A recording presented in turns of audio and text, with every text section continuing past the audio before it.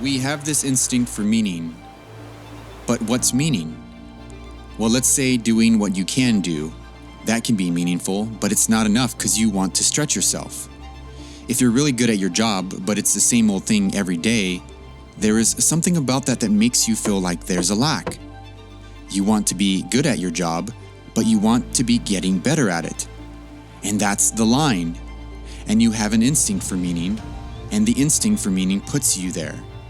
It puts you where you're good at something, or as good as you can be, but now you're pushing yourself beyond what you're good at a rate that exhilarates you, makes you anxious enough to be awake, but keeps you intensely engaged.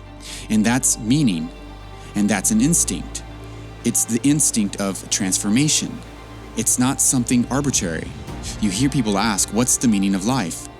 The evidence is that it's something discovered. You have to discover it. And so the question is, are you willing to discover it?